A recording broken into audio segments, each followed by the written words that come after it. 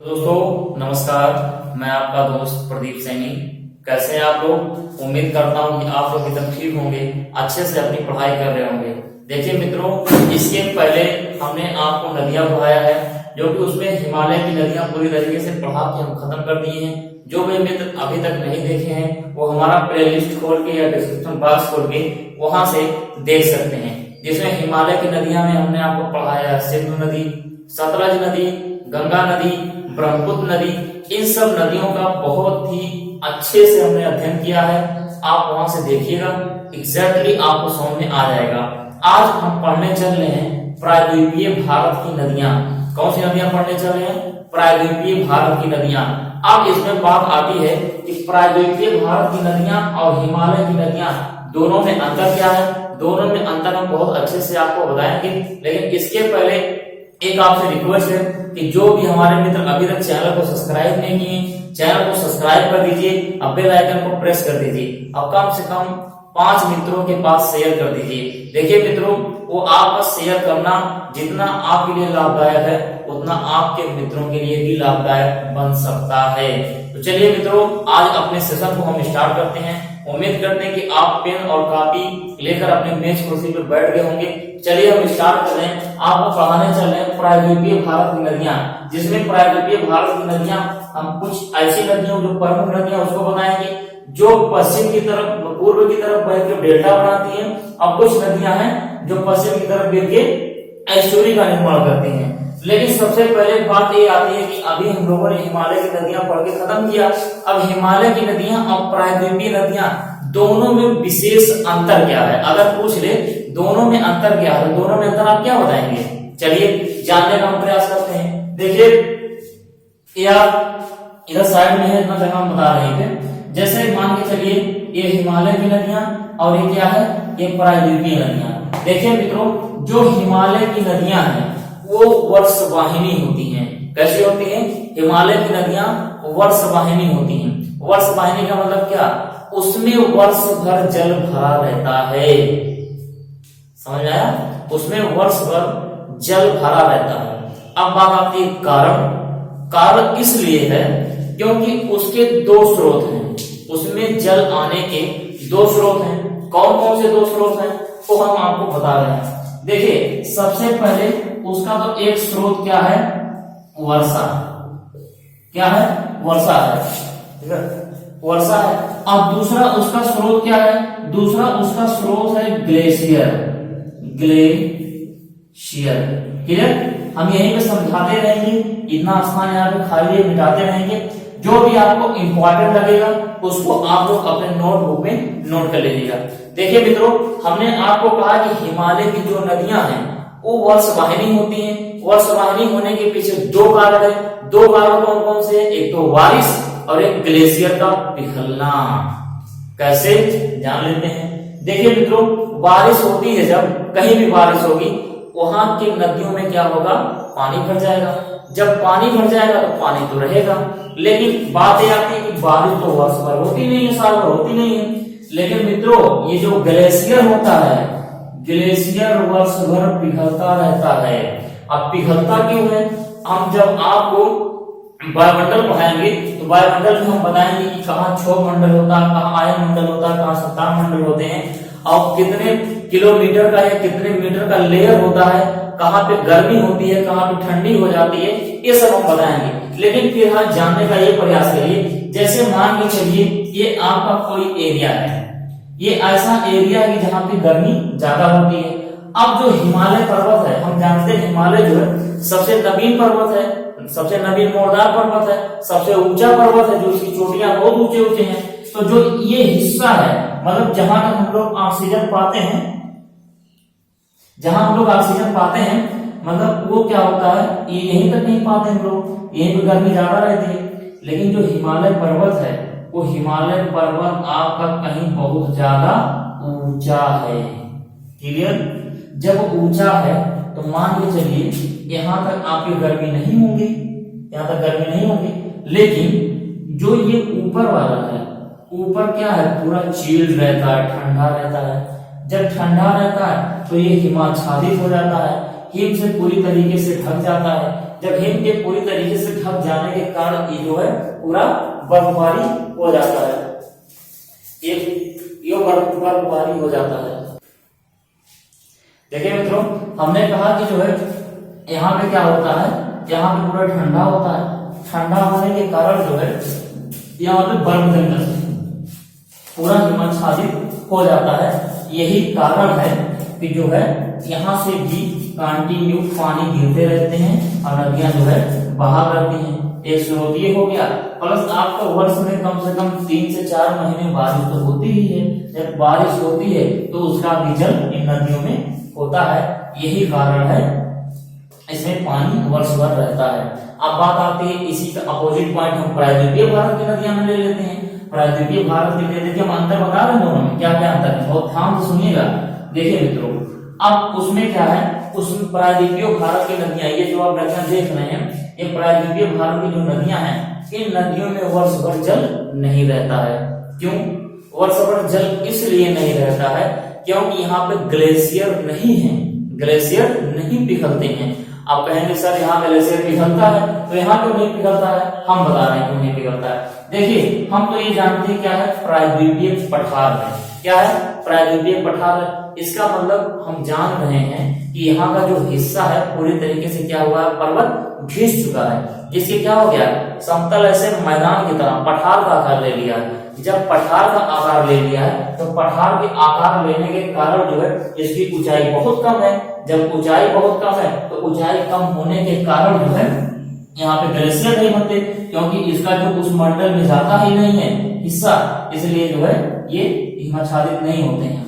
अब जब ये हिस्सा रहेगा नीचे वाला ही, केवल इतना ही हिस्सा रहेगा, तो इतने में तो गर्मी रहती है। जब गर्मी रहती है तो ग्लेशियर तो यहाँ रहेगा ही नहीं। तो इस कारण से यहाँ पे क्या होगा, जब बारिश होगी तो बारिश होने से ही केवल इन नदियों में जल आता है। क्लियर? चलिए, एक तो आप एक अंतर आपने ये जाना। दूसरा अंतर ये है कि जो हिमालय की नदियां हैं, वो हिमालय की नदियां बहुत गहरे गहरे गाज का निर्माण करती हैं। किसका? बहुत गहरे गहरे गाज का निर्माण करती हैं। गाज का मतलब बहुत गहरे गहरे गड्ढे का निर्माण करती हैं। जब बहुत गहरे गहरे गड्ढे का निर्माण करती हैं, क्यों करती हैं ये भी हम जानते हैं। देखिए मित्रों, हमको पता है जो हिमालय की औसत ऊंचाई है वो कम से कम कितना है, 6000 मीटर है औसत। जब कोई 6000 मीटर से पानी 6000 मीटर से पानी नीचे गिरेगा, जब पानी नीचे कंटिन्यू गिरेगा तो क्या करेगा, वो पत्थरों को रगड़ के काटता है। क्या करता है? पत्थरों को रगड़ के काटता है और वो जो है एक नाली का आकार बना लेता है। कैसा? एक नाली का आकार बना लेता है। तो जो है इससे क्या होती है, बहुत गहरे गहरे गाज बन जाते हैं। समझ में आ गया होगा आपको ये चीज। चलिए अब हम आपको आगे समझा रहे हैं, कुछ आगे क्या समझा रहे हैं, आगे एक चीज और समझाते हैं। उसमें समझाने में ये समझाते हैं आपको, अगर पूछ ले कि उपजाऊ मैदान, मतलब जो हिमालय की नदियां होती हैं वो उपजाऊ मैदान होती हैं। क्या होती हैं? उपजाऊ मैदान होती हैं। हिमालय की नदियां जहां से बहती हैं वो क्या होता है, वो क्षेत्र उपजाऊ मैदान होता है। और जो प्रायद्वीपीय भारत की नदियां बहती हैं वो ककरीली पथरीली होती हैं। क्या होती हैं? ककरीली पथरीली।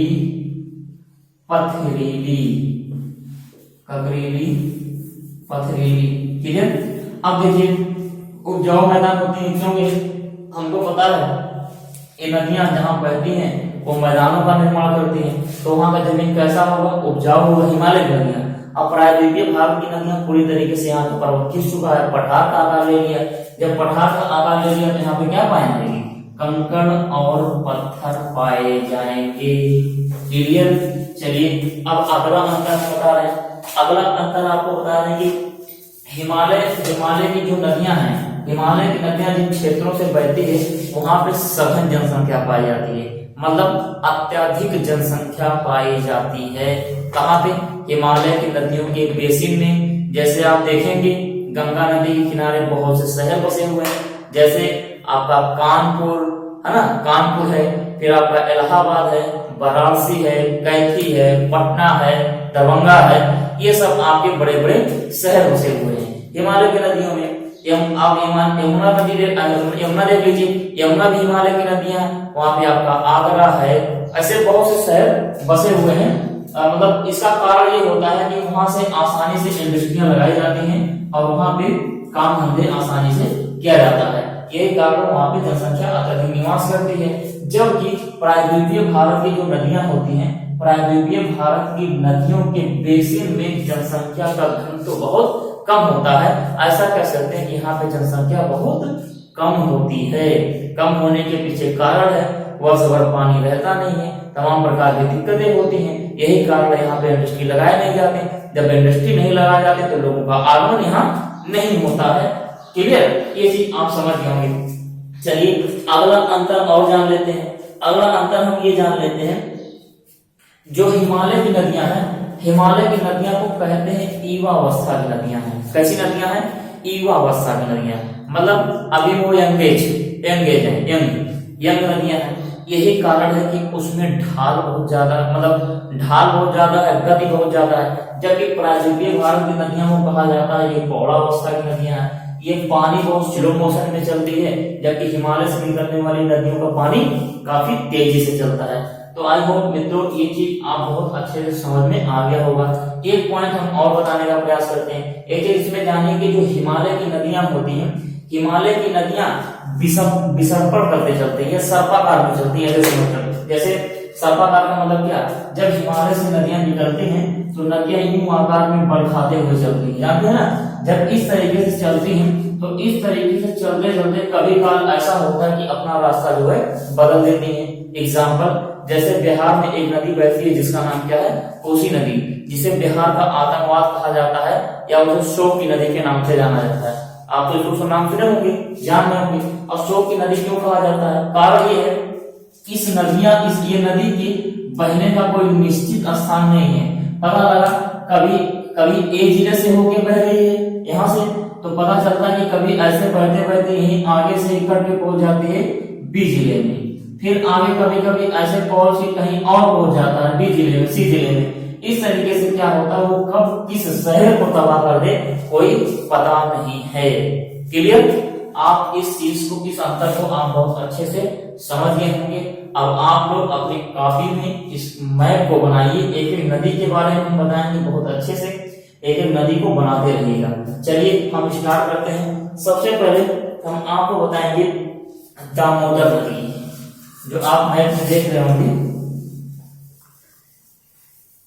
एक चीज तो पहले मित्रों ये जानिएगा, ये जो ब्लू कलर के पेन से बने हुए नदियां, एक कौन सी नदियां हैं? ये मुख्य नदियां हैं। जो ब्लैक कलर के पेन से हमने बना दिया है, ये कैसी नदियां हैं? ये सहायक नदियां हैं आपकी। क्लियर, चलिए स्टार्ट करते हैं आपके पूर्वी तट से। भारत के प्रायद्वीपीय भाग में पूर्वी तट से। इसमें एक चीज और जान लीजिए पहले, ये जो पूर्वी तट पे जितनी भी नदियां गिरती हैं, वो नदियां क्या बनाती हैं? वो नदियां बनाती हैं डेल्टा। क्या बनाती हैं? डेल्टा। और जो पश्चिमी तट पे जितनी नदियां गिरती हैं, ये नदियां क्या बनाती हैं? एस्चुरी बनाती हैं। क्लियर, ये नाम सुने होंगे आप। चलिए, आपने इसका नाम तो जरूर सुना होगा, इसका वैसे ना सुने हो। अगर इसका नाम नहीं सुने होंगे तो इसका एक दूसरा नाम बताते हैं। इसका नाम है ज्वार नदमुख। क्या हमने बताया? ज्वार नदमुख। अब ये ज्वार नदमुख है, इसी का दूसरा नाम क्या है? एस्चुरी है। इंग्लिश में एस्चुरी कहा जाता है। और एक डेल्टा। हम दोनों को बहुत विशेष, मतलब बहुत अच्छे से, बहुत बारीकी से बता रहे हैं, आप समझिएगा। देखिए मित्रों, जब नदियां डायरेक्ट समुद्र में न गिर के बल्कि धीरे धीरे असर के माध्यम से गिरे तो उसे क्या कहा जाता है? डेल्टा। फॉर एग्जाम्पल, जैसे मान के चलिए ये कोई तट है, ये तट है, ये पूर्वी तट है, आपका पूर्वी तट है। अब जैसे क्या हुआ, नदियां यहां तक आई। अब क्या होता है, अब आपको पता है कि नदियां ऐसे फैल जाती हैं। फैलने के पीछे कारण क्या होता है? यहाँ का जो स्थान होता है, स्थल होता है, वो ऐसे ढालनुमा होता है। कैसा होता है? ढालनुमा होता है। जैसे आप देखते हैं टेपर करके बने होते हैं एम्बुलेंस में चढ़ाने वाले, उसी तरीके से टेपर होता है। ठीक है, तो पानी क्या करता है, पानी बहुत धीरे धीरे ऐसे समुद्र में जाता है। ठीक है, इसी को कहा जाता है डेल्टा। अब बात आती है ज्वारनदमुख यानी एस्चुरी क्या होती है, तो एस्चुरी भी हम बता रहे हैं। देखिए जो भारत का पश्चिमी तट है ये वाला तट, ये खड़ा कगार है। खड़ा कगार होने के नाते जो नदियां यहाँ पे गिरती हैं इस साइड, ये क्या बनाती हैं, एस्चुरी बनाती हैं। कैसे, चलिए समझा देते हैं। जैसे मान के चलिए आपका पश्चिमी तट है, खड़ा कगार है, ये नदियां जब यहाँ चल के आती हैं तो ये जो स्थान है ये ढलवा ना होके बल्कि इस तरीके से सीधे क्या है, खड़ा स्थान है। जैसे आप मान लीजिए ये पॉइंट देखें, अब नदी ऐसे चल के आ रही है तो इसको ऐसे ऐसे ना गिरने के बजाय ऐसे पानी आती है सीधे से झम से गिरती है। ठीक है, जब ऐसे गिरती है तो इसी को कहा गया है आपका एस्चुरी या ज्वारनदमुख। तो आई होप आपको ये चीज बहुत अच्छे से समझ में आ गया होगा। हमने एक एक चीज आपको समझाने का प्रयास किया बहुत अच्छे से। किसी भी प्रकार की कोई त्रुटियां लग रही होंगी आपको तो आप कमेंट बॉक्स में कमेंट कर सकते हैं। चलिए हम आपको बताना शुरू करते हैं दामोदर नदी। देखिए मित्रों, दामोदर नदी कहां से निकलती है, दामोदर नदी हमने बना दिया है, आप देख रहे होंगे सामने हमने ब्लैक कलर की पेन से लिखा हुआ है। दामोदर नदी आपके छोटा नागपुर पठार से निकलती है। आप लोग लिखते रहिएगा, हम बोलेंगे तो कहां से निकलती है, छोटा नागपुर पठार से, छोटा नागपुर पठार से। ठीक है, छोटा नागपुर पठार से आपकी दामोदर नदी निकलती है और कहाँ की आके गिरती है, बंगाल की खाड़ी में, बैंक ऑफ बंगाल की खाड़ी में आपकी ये नदी गिर जाती है। किस दिशा में गिरती है, तो पूर्वी दिशा में आपकी गिरती है। ये चीज आप बहुत अच्छे से समझ गए होंगे, बना लीजिए। फिर आगे हम बात कर रहे हैं नेक्स्ट नदी की, बहुत जल्दी खत्म करेंगे। नेक्स्ट नदी जो हम बताने चल रहे हैं, आपको बताने चल रहे हैं स्वर्ण नदी। क्या, स्वर्ण नदी। स्वर्ण नदी जो आपकी ये है, स्वर्ण नदी आपकी निकलती है रांची के समीप से। कहां से निकलती है, रांची के समीप से निकलती है। रांची के समीप से आते हुए ऐसे पूरा बहते हुए आती है और जो है यहाँ पे बंगाल की खाड़ी में अपना मुहाना बनाती है। यही स्वर्ण नदी जो है, इसी को बहुत ही प्रदूषित नदी कहा जाता है। और यही स्वर्ण नदी एक ऐसी नदी है जहां पे किसी भी प्रकार के जीव जंतु नहीं पाए जाते हैं। कारण क्या है, कारण ये है मित्रों कि आपको पता है कि ये जब रांची से आती है, कहां से आता है, रांची से नदी आती है।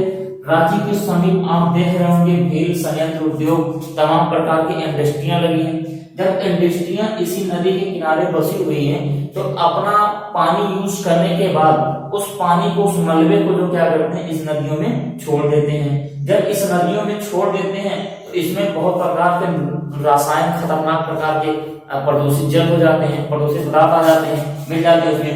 इस कारण से इसमें जो है जीवों के रहने के लिए उपयुक्त स्थान न होने के कारण यहाँ पे जलीय जीव किसी भी प्रकार की नहीं होते हैं। कौन सी नदी है आपकी, स्वर्ण नदी है। आप बना लीजिए इसको। अगला नदी की बात करें, अगला नदी आप देख रहे होंगे, अगली नदी आपकी जो है बैतरणी नदी, उड़ीसा के केशवर पठार से निकलती है।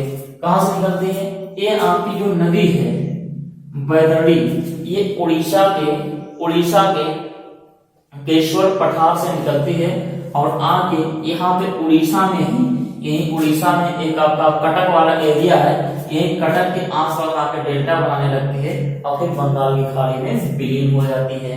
क्लियर, ये चीज आप समझ गए होंगे। एक एक चीज को हम बोलते जा रहे हैं, जो हम बोल रहे हैं आप लोग नोट कर लीजिएगा, क्योंकि बोर्ड पे कम जगह होने के कारण लिखना हर चीज पॉसिबल नहीं है। ठीक, अब हम आगे बात कर रहे हैं, एक जो है ब्राह्मणी नदी। ब्राह्मणी नदी भी आपके यही झारखंड के समीप से आती है। क्लियर, कहां से आती है, ये देखिए 1 2 3 दामोदर और उसके बाद बैतरणी और ब्राह्मणी, ये 3 नदियां जो है मतलब झारखंड के समीप से निकलती हैं। बल्कि जो ये है ब्राह्मणी आपकी कहां से निकलती है, उड़ीसा से निकलती है। क्लियर, ये चीज आपको समझ में आ गया होगा। ब्राह्मणी के बाद हम बात करने वाले हैं महानदी की। तब तक आप लोग बना लीजिए। महानदी जो है छत्तीसगढ़ के दंडकारण्य से निकलती है। कहां से निकलती है, छत्तीसगढ़ के दंडकारण्य पठार से निकलती है। महानदी आपका ये उड़ीसा है आपका, यहीं पर क्या है छत्तीसगढ़ है, छत्तीसगढ़ में यहीं पे दंडकारण्य क्या है, दंडकारण्य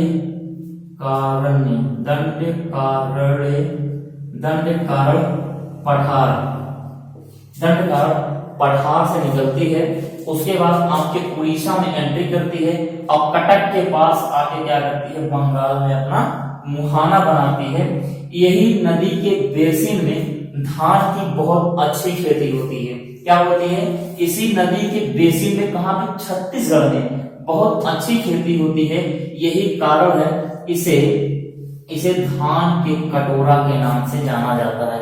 क्या कहते हैं, धान के कटोरा के नाम से इसे जाना जाता है। तो आई होप मित्रों आपको ये चीज बहुत अच्छे से समझ में आ रहा होगा। किसी भी प्रकार की दिक्कत होगी तो आप हमारे दिए गए कमेंट बॉक्स में कमेंट कर सकते हैं, हम वहां से आपको जवाब दे देंगे। अब बात आती है महानदी के बाद आती है आपकी गोदावरी नदी। तब तक आप लोग उतनी नदियों बना लीजिए, हम 2 सेकंड का टाइम दे रहे हैं आपको। उसके बाद हम आपको बता रहे हैं गोदावरी नदी। चलिए, गोदावरी नदी जो है दक्षिण भारत की सबसे लंबी नदी है। गोदावरी नदी जो है आपके दक्षिण भारत की जो है सबसे लंबी नदी है। अब बात आती है सबसे लंबी नदी है तो कितना है, ये 1465 किलोमीटर, कितना, 1465 किलोमीटर बहती है। बल्कि जो गंगा है वो 2525 किलोमीटर बहती है गंगा। और ये दक्षिण भारत की सबसे लंबी नदी है। कितना बहती है, 1465 किलोमीटर। कौन सी नदी है आपकी, तो गोदावरी नदी है।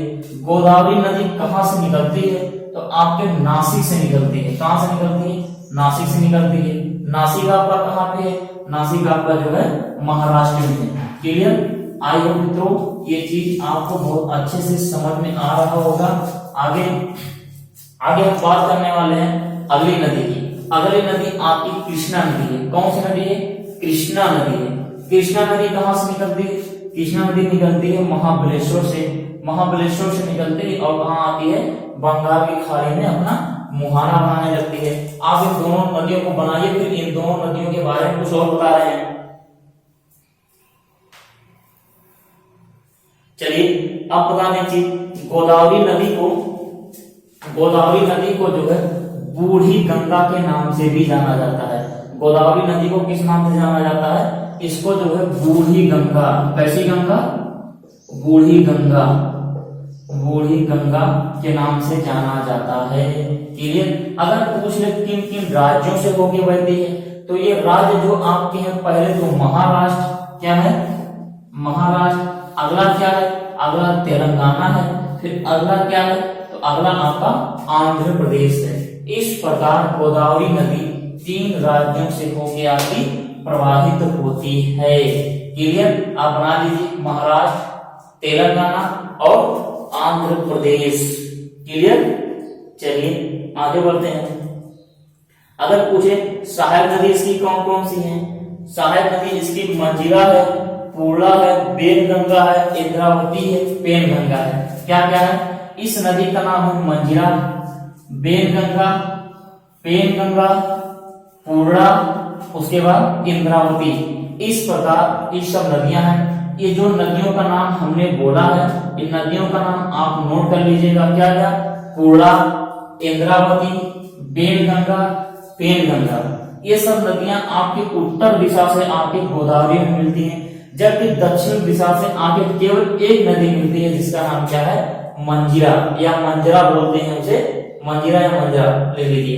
क्लियर, अगली नदी की बात हम कर रहे हैं। कौन सी नदी की बात कर रहे हैं, अगली नदी आपकी है कृष्णा। कृष्णा नदी कहां से निकलती है, महाबलेश्वर चोटी से निकलती है, महाबलेश्वर पहाड़ी से निकलती है। ये प्रवाहित होते हुए आपके कहां गिर रही है, बंगाल की खाड़ी में ये नदी गिर रही है। क्लियर, आप इसको बनाइए, फिर इसके बारे में बात कर रहे हैं, महाबलेश्वर नदी के बारे में, सॉरी कृष्णा नदी के बारे में। महाबलेश्वर से निकलती है कृष्णा नदी। ये कहां कहां से बहती है, तो महाराष्ट्र, कर्नाटक, तेलंगाना, आंध्र प्रदेश। ये नदी बहती है महाराष्ट्र, कर्नाटक, महाराष्ट्र, महाराष्ट्र, कर्नाटक, तेलंगाना और कहां से बहती है, आंध्र प्रदेश से बहती है। क्लियर। इसकी दो सहायक नदियां हैं, वैसे तो बहुत सहायक नदियां इसकी हैं, इसकी दो सहायक नदियां हैं, इसको आप बना लीजिए। चलिए, इसकी दो सहायक नदियां का नाम हम बोल दे रहे हैं। इसकी दो सहायक नदियां का नाम है तुंगभद्रा, घाटप्रभा, मालप्रभा। इस प्रकार से इसकी कुछ नदियां हैं, इसको बना लीजिए। आगे बात कर रहे हैं पेन्नार आपका यहीं से निकलता है और यहीं पर जो है आपका विलीन हो जाता है बंगाल की खाड़ी में। क्लियर। अगली नदी की बात कर रहे हैं, ये कावेरी नदी है। कौन सी नदी है आपकी? कावेरी नदी है। क्लियर। कावेरी नदी को आप बनाइए। उसके बाद लास्ट में बनाइए एक नदी बैगाई। कौन सी नदी? बैगाई बनाइए। उसके बाद बनाइए ताम्रपणी नदी। क्लियर। आप बनाइए, इसके बारे में फिर बात कर रहे हैं।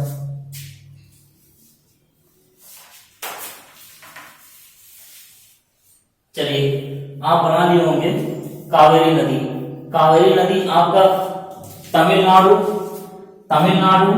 कर्नाटक और केरल में बहती है। कहां बहती है? पहले लिख लीजिए कर्नाटक, तमिलनाडु, केरल और आपका यहाँ पे कर्नाटक, केरल और तमिलनाडु, इन सब राज्यों से होकर आपकी प्रवाहित होती है। उसके बाद आपका ताम्रपणी नदी है। कहां से निकलती है? यहीं पर बारिशनाथ नाम की एक पहाड़ी है, उसी बारिशनाथ पहाड़ी से जो है आपका निकलता है। चलिए, आप इस चीज को समझ गए होंगे। इसको हम रेस कर दे रहे हैं। अब इसमें दो नदियों को हम और बता रहे हैं जो पश्चिम दिशा में प्रवाहित होती हैं। कौन सी दिशा में? पश्चिम दिशा में प्रवाहित होती हैं। आपको हमने पर्वत पढ़ाते समय बताया था कि यहीं पे मध्य भारत में एक पर्वत है जिसका नाम क्या है? विंध्याचल पर्वत है।